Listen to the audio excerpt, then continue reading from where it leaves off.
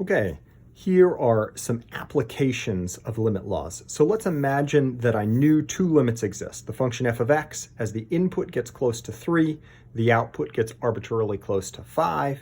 Here, h of x, as the input gets close to 3, the output gets arbitrarily close to -2. What about f of x over 2h of x? Well, the limit laws allow me to say if the limit of the numerator exists and the denominator exists, then I can just think about the limit of the numerator over the limit of the denominator.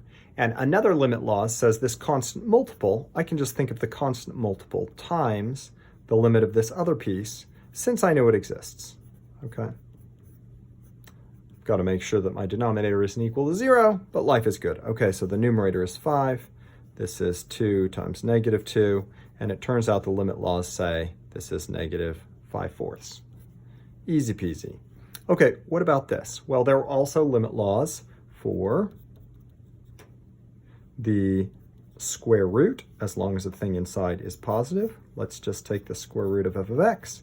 And the product, right? So the product here, we're actually going to do the limit as x goes to 3 of h of x inside the squaring, and we'll square the limit itself. So this is the square root of 5 times -2 squared, so that's 4 root 5.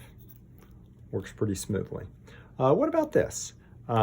We know that the limit of the numerator exists. X goes to 3 of f of x, and we know the limit of the denominator exists. Certainly, you could write the limit as x goes to 3 of 2, or you could just write in 2, right? As x goes to 3, 2 is still very much 2. So you could write something like this, and you could put in a 5 and a 2 and a plus -2, but you have a major problem here. And this comes into one of the limitations of the limit laws, and that is that the division limit law only occurs if the denominator has a limit that is not equal to 0. Since the denominator doesn't have a limit that is equal to 0, the limit law doesn't apply. And in fact, what's happening is the numerator is getting close to 5, and the denominator is getting close to 0.